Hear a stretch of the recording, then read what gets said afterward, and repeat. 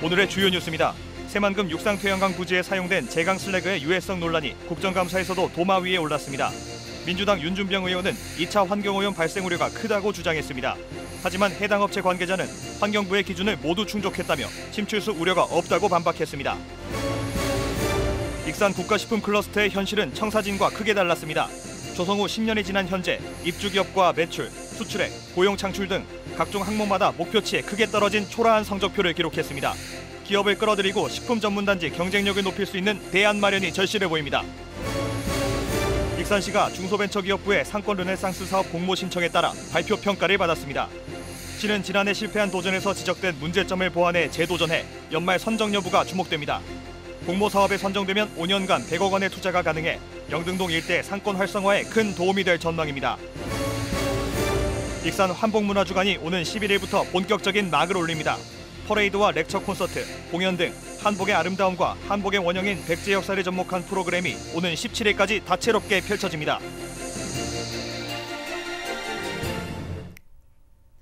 여러분 안녕하십니까? 10월 6일 수요일 KCN 종합뉴스입니다. 새만금 육상태양광 부지에 사용한 제강 슬래그의 유해성 논란이 국정감사에서도 도마 위에 올랐습니다.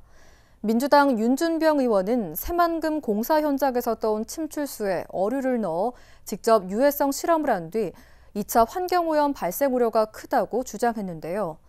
반면 증인으로 참석한 해당 업체 관계자는 환경부의 기준을 모두 충족했다며 공사가 끝나면 침출수 우려는 없다고 반박했습니다. 모형숙 기자가 취재했습니다. 지난 5일 열린 환경부 국정감사, 국감장에 새만금 공사 현장의 제강 슬래그 침출수와 세종 청사 인근의 금강물을 담은 유리통이 등장했습니다. 용기에 각각 미꾸라지와 금붕어를 넣자 새만금 공사 현장에서 가져온 물에서는 물고기가 몸부림을 칩니다. 민주당 윤준병 의원이 물고기가 몸부림치는 물에 pH 측정 장치를 넣자 강알칼리성을 나타내는 색깔로 변합니다. 이 문제의 심각성을 좀 알리기 위해서 부득이 생명체로 시연하게 된 점을 양해를 좀 해주시기 바랍니다. 한번 넣어보겠습니다.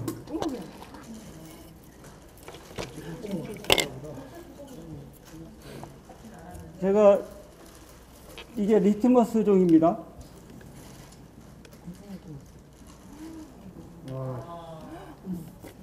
이게 강알칼리가 14거든요. 14의 같은 강알칼리죠. 이게 제강 슬래그 침출수가 강알칼리성입니다. 새만금의 도로 보조 기층자재로 반입된 50만 톤의 제강 슬래그가 환경을 오염시킬 가능성이 있다며 윤 의원이 보여준 유해성 실험입니다. 국립환경과학원과 한국세라믹기술원에 의뢰한 결과 내용도 공개했습니다. 윤 의원은 폐기물 공정시험 기준 등에 따른 용출시험 방법에서 나오지 않았던 중금속이 시험 방법을 바꾸니 크롬이나 아연, 망간 등의 중금속이 검출됐다고 밝혔습니다. 한국세라믹기술원에 용출시험했더니 알루미늄만 검출됐습니다. 다음이요. 그 다음에 세라믹 기술원의 습식 분석 및 기기 분석 방법을 통해서 함량 분석을 해봤습니다. 다음 슬라이드. 여기서 보면 시험 방법을 바꾼 건데 크롬, 알루미늄, 구리, 아연, 망간, 바리늄이 검출됐습니다. 내용 보면 용출 시험에서는 안 나오지만 용량 시험에서는 나옵니다. 그러면서 새만금의 대량의 제강 슬래그를 20년이나 장기간 쌓아놓기 때문에 토양에 미치는 영향까지 고려해 중금속 검출 시험 방법을 사용할 필요가 있다고 주장했습니다. 새만금 공사 현장의 문제에 대해서도 지적했습니다. 밑에 기층하고 위에 보조지 깔고 위에 포장 제대로 해야 그나마도 가능한데 전혀 그렇지 않고 노출되어 있는 게 보이잖아요. 이에 대해 증인으로 참석한 해당 업체 관계자는 현재 공사가 진행 중이라며 공사가 끝나면 침출수는 우려하지 않아도 된다고 해명했습니다. 저거는 공사가 완료된 상황이 아닙니다. 공사 시방서에 보면 제강 슬래그를 90cm 깔고 30cm 혼합석을 덮게 되어 있습니다. 네. 그런데 저거는 공사 진행 중에 찍은 사진이고요. 공사가 완료될 때는 그 위에다가 혼합석을 30cm 덮기 때문에 더 이상 침출수 우려나 기타 중금속이 날린다거나 하는 일은 없을 것으로 판단이 됩니다. 침출수에 대한 공방도 이어졌습니다. 침출수는요, 비에 의해서 고여 있는 물이지 저게 바다로 흘러가거나 아니면 어떤 우수를 타고 다른 곳을 이동할 수 있는 조건이 되지 않습니다. 그러면 저기 있는 침출수는 그냥 발화되거나 사라집니까? 자연적으로 날아가게 증발하게 되고요. 물이 있으면 침수가 되고 그러는 것이지 어떻게 이해가 다 됩니까? 그 말 같은 말씀을 하시고요. 이 물고기는 해당 업체 관계자는 침출수로 인한 물고기 폐사는 인정할 수 없다며 제강 슬래그를 넣은 어항에 물고기가 2달 동안 살아있다는 사진을 공개했습니다. 새만금에 반입된 제강 슬래그 논란. 환경부 국정감사에도 유해성 등이 지적되며 도마 위에 올랐습니다. KCN 모영숙입니다. 내년 1월 13일부터 의장이 지방의회 인사권을 행사하게 됩니다. 이 같은 내용을 주요 골자로 하는 지방자치법 개정안이 국무회의에서 의결됐습니다. 개정안에 따르면 지방의회가 의회에 근무할 공무원도 직접 채용할 수 있게 됩니다. 이를 위해 지자체와 마찬가지로 의장 소속의 인사위원회를 구성하며 직접 임용시험을 진행해 의회 공무원을 채용할 수 있습니다. 이와 시의회 등은 특정 분야에 대한 전문 인력 채용을 검토하고 있습니다. 국회 국정감사가 본격적으로 시작되면서 새만금 기본계획 변경과 배수관문 증설의 필요성이 제기됐습니다. 국회 환경노동위원회 안호영 의원은 기록적인 수해로 국가 하천 설계 목표가 500년으로 강화됐지만 새만금은 여전히 200년에 머물고 있다고 지적했습니다. 그러면서 기본계획을 종합적으로 검토해 변경할 것을 요구했습니다. 또 홍수 등 자연재난이 발생할 경우 현재 배수관문으로는 감당할 수 없다며 증설을 요구했습니다. 도내 농민들이 농어민 수당을 지금보다 2배 인상해 줄 것을 요구했습니다.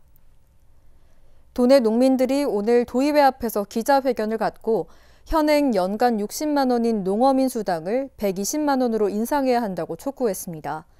전라북도는 지난 2010년 전국에서 처음으로 농어민 수당을 도입했으며 해마다 가구당 60만 원을 지급하고 있습니다. 국가식품클러스터 조성청사진과 현실은 크게 달랐습니다. 입주기업과 매출, 수출액, 고용 창출 등 각종 항목마다 목표치와 너무 떨어진 초라한 성적표를 기록했는데요. 기업을 끌어들이고 식품 전문단지 경쟁력을 높일 수 있는 제도적 대안 마련이 절실해 보입니다. 보도에 최정우 기자입니다. 지난 2017년 232만 제곱미터 규모로 만들어진 국가식품 클러스터입니다. 김수흥 의원이 공개한 한국식품산업클러스터 진흥원 자료를 보면 조성 당시 수립했던 목표와 현실은 크게 달랐습니다. 국가식품 클러스터는 조성 당시 세운 입주기업 목표가 2020년 기준 150개입니다. 하지만 지금 현재 목표 대비 38%인 57개 기업에 그치고 있습니다. 이로 인해 고용 창출 목표도 미달되고 있습니다. 현재 고용 근로자는 966명으로 목표인 2만 2천 명의 4.4%에 머물고 있습니다. 2020년 매출 목표는 15조 원이지만 지난 9월 27일 기준 매출액은 목표의 3.8%인 5,768억 원입니다. 또 수출액은 2020년까지 3조 원 달성을 목표로 했지만 현재 2.3%인 678억 원에 그쳤습니다. 국가식품 클러스터는 기반시설 분야에서도 2020년까지 10개 연구소가 만들어질 계획이었지만 고작 1개 연구소만이 가동되고 있습니다. 이러한 성적표는 글로벌 식품 시장을 선도하겠다는 취지를 무색하게 하고 있습니다. 때문에 지금이라도 제도적 대안을 마련해 활성화시켜야 한다는 목소리가 높습니다. 현재 국회에는 국가식품클러스터 특별법이 발의된 상태입니다. 국가식품클러스터 특별법은 산업철도의 국가철도계의 반영을 포함해 조세 감면, 산학연 공동연구개발센터 구축, 산업단지 배후도시 조성 지원, 식품산업 교육기관 설립 지원, 국공유지 사용 특례, 자유무역지역 지정 등의 내용을 담고 있습니다. 이 같은 특별법이 마련되면 정부 지원을 안정적으로 이끌어낼 수 있고 기업 입주를 유도할 수 있을 것으로 예상됩니다. 현재 국가식품 클러스터의 계획 수립 및 식품진흥원 설치에 대해서만 식품산업진흥법 제12조에 규정하고 있을 뿐 정부의 체계적인 육성 지원을 위한 법적 근거는 매우 취약합니다. 각종 항목마다 목표와 달리 초라한 성적표를 기록 중인 국가식품 클러스터. 식품산업 중심지가 되기 위해서는 보다 공격적인 활성화 방안이 절실해 보입니다. KCN 추정호입니다. 익산 시외버스 터미널 이용객이 크게 줄면서 경영난이 가중되고 있습니다.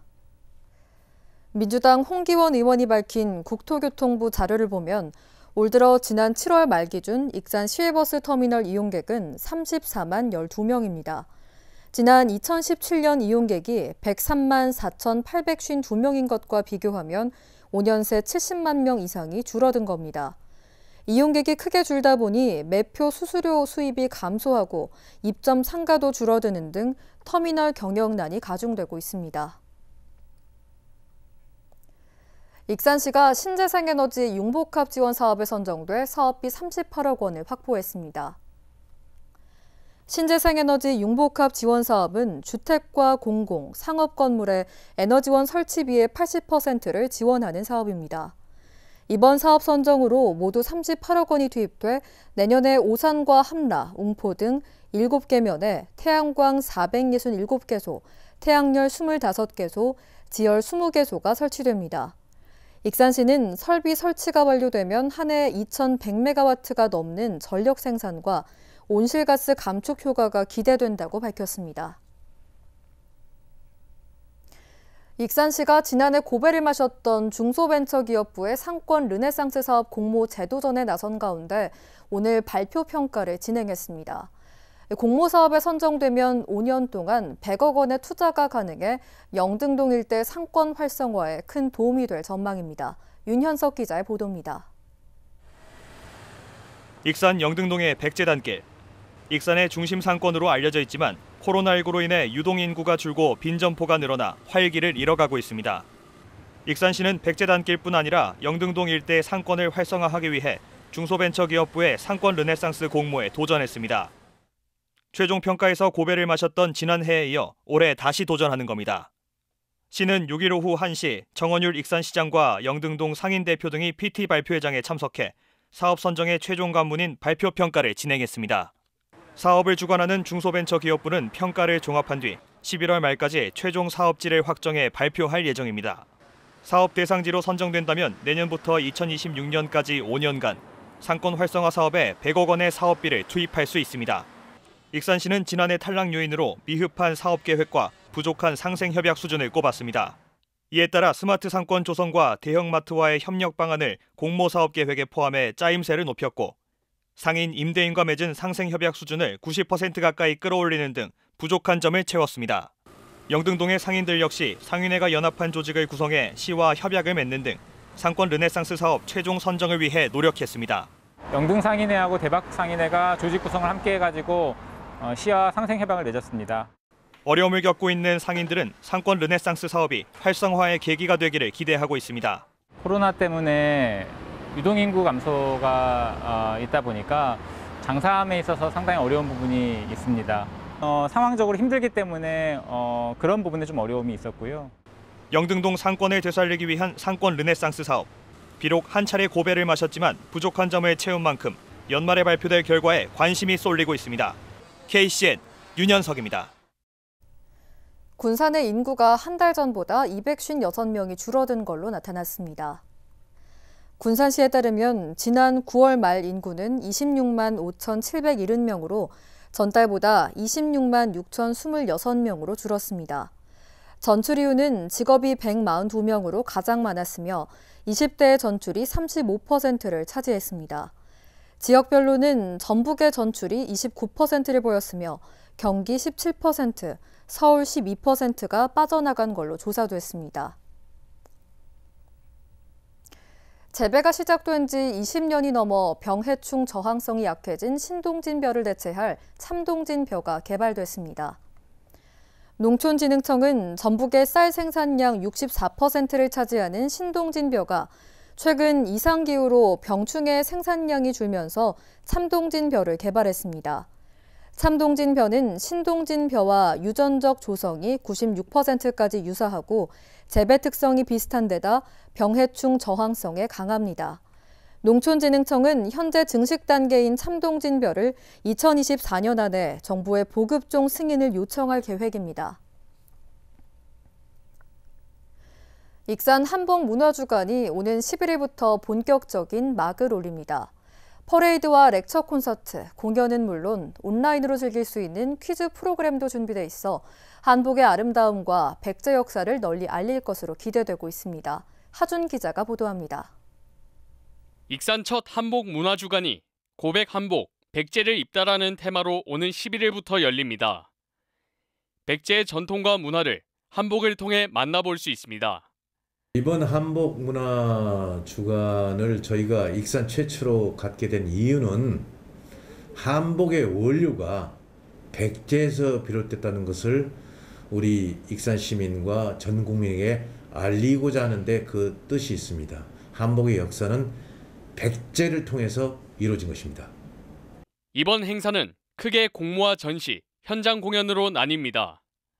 대략 6가지인데 그중에서 가장 큰 게 무왕행차 퍼레이드. 여기에는 왕의 의상과 왕비, 또 서민들, 또 대신들 의상이 포함되어 있습니다.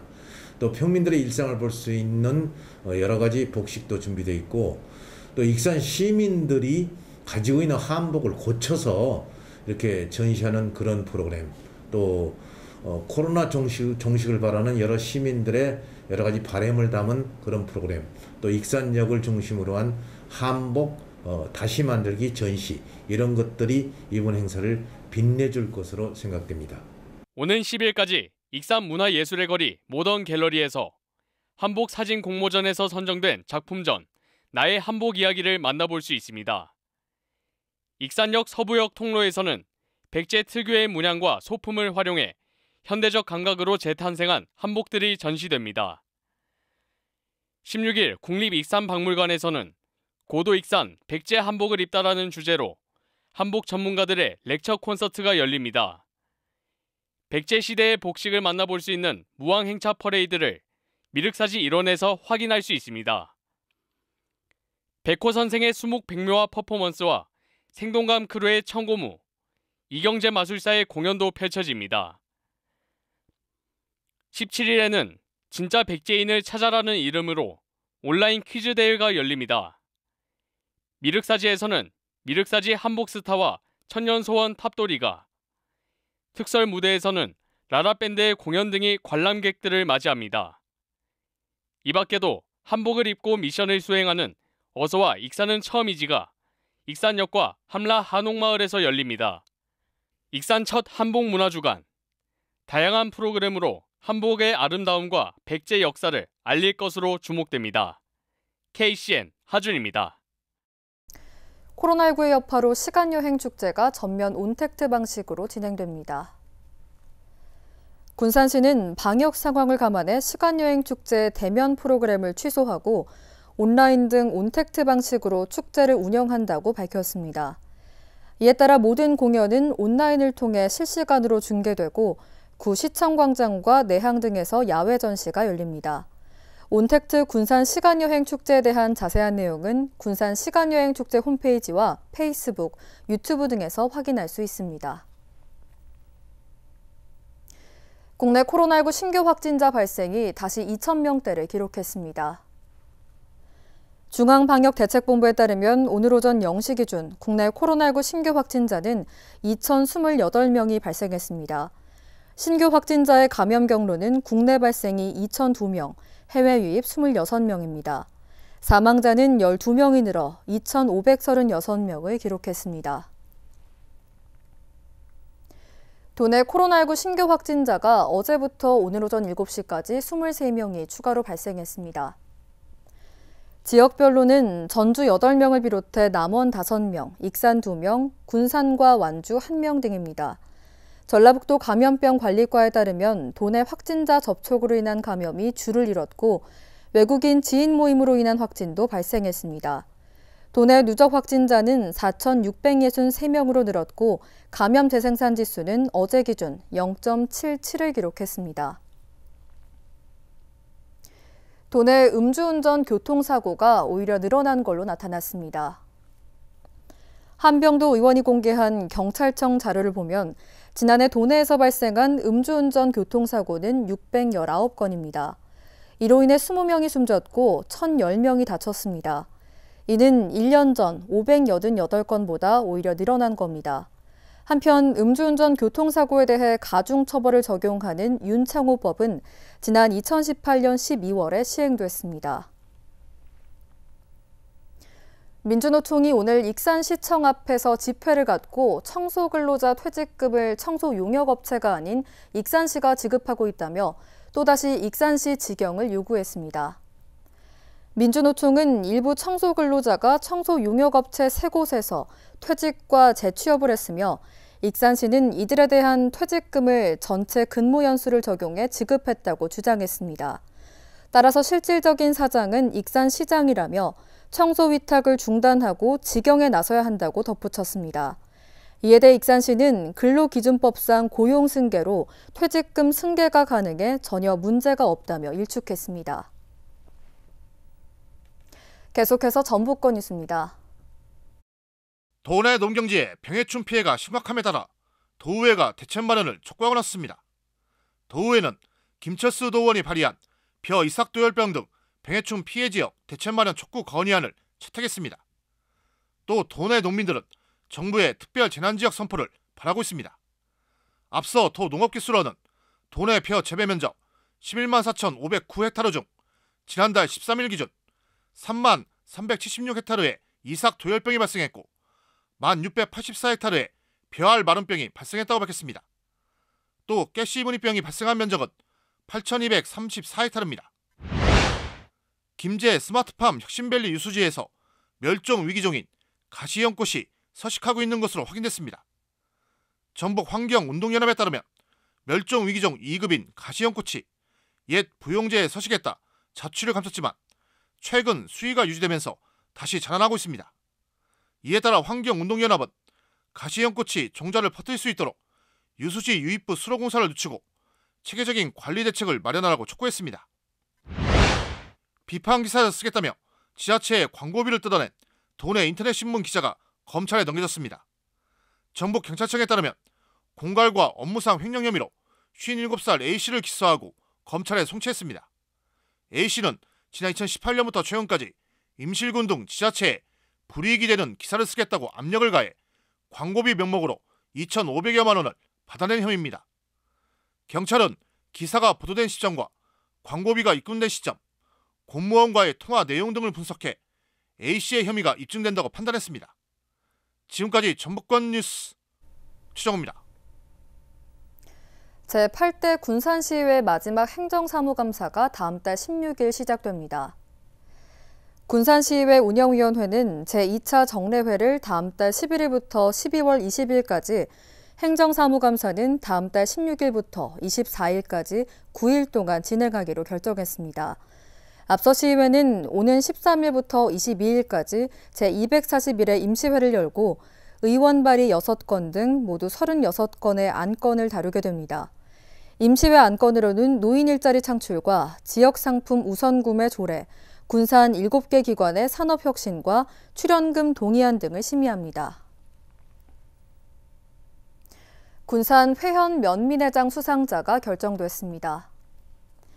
이번 면민회장 수상자는 66살 신용묵 씨로 선정됐습니다. 신 씨는 회현면 주민자치위원장으로서 평소 면민을 위해 봉사활동과 선행을 실천해온 걸로 알려졌습니다. 익산고등학교 4H회가 농촌진흥청과 한국 4H본부가 주관한 전국 학생 모의국회 재개정안 공모대회를 휩쓸었습니다. 대상을 받은 오채은 학생은 농업 경쟁력 강화를 위한 농촌규제 완화 관련 법률을 제시해 높은 평가를 받았습니다. 이 밖에도 최우수상, 우수상 등 5팀이 수상한 걸로 알려졌습니다. 한편 4H는 농심을 배양하는 청소년 교육으로 익산시는 전북 14개 시군 가운데 4H 참여 학교가 11곳으로 가장 많습니다. 원광대 약학과가 약학교육 5년 인증을 획득했습니다. 원광대에 따르면 한국약학교육평가원으로부터 인증을 획득함에 따라 오는 2026년까지 약학사를 배출할 수 있게 됐습니다. 특히 약사법 개정안이 시행되면서 오는 2025년 3월부터는 인증을 받은 약대 졸업자만 약사 국가시험에 응시할 수 있습니다. 이어서 우리 동네 소식입니다.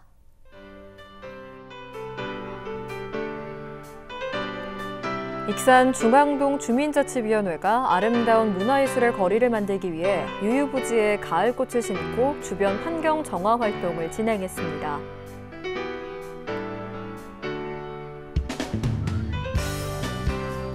익산 영등 이동 지역협의체와 전북사회복지공동모금회가 갈비탕 전문점 세마트를 착한 가게로 선정하고 현판을 전달했습니다.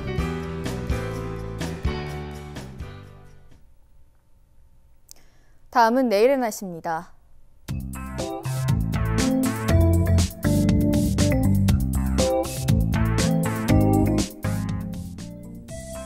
내일 우리 지역은 고기압의 영향으로 구름 많은 날씨를 보이겠습니다.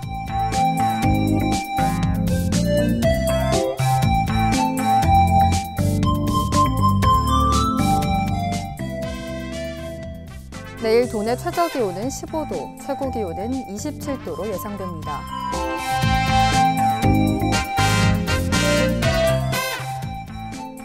군산의 아침 기온은 19도에서 출발해 낮에는 24도까지 오르겠습니다.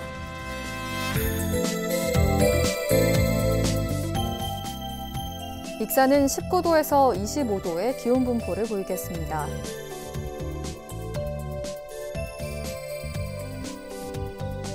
바다의 물결은 서해남부 모든 바다에서 0.5m에서 1m를 일겠습니다. 날씨였습니다.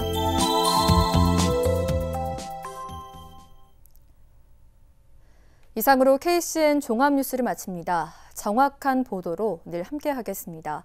시청해주신 여러분 고맙습니다.